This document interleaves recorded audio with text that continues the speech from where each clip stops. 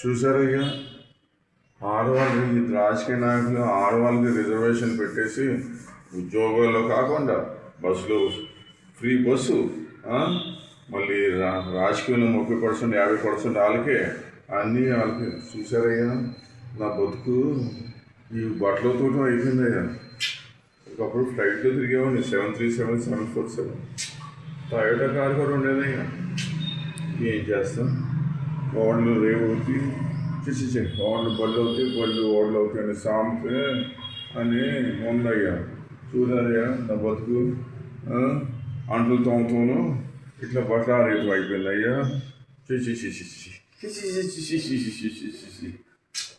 ఎంత చేసిన రాజకీయ నాయకులు వాళ్ళకి పని పాట ఏముంది? ఎలా కుర్చీ పెట్టుకోగల? అదిగో చూసారయ్యా, ఇదిగో కుర్చీ మీద 70 సంవత్సరాలు వచ్చినా కూడా నేను వదలను కుర్చీ, నా కుర్చీ, చిన్నపిల్లలాగా నా కుర్చీ చే మరి ఘోరం అయిపోయిందయ్యా నా జీవితం, మొగడు జీవితం. అయ్యో, ఎవరికి చెప్పున్నా కూడా తీర్చే ఎవరు లేరయ్యా.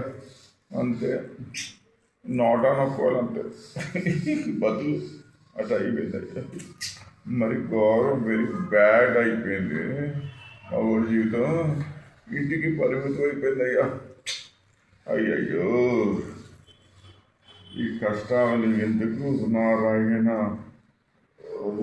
ఇన్ని కష్టాలు వచ్చినాయి నారాయణ.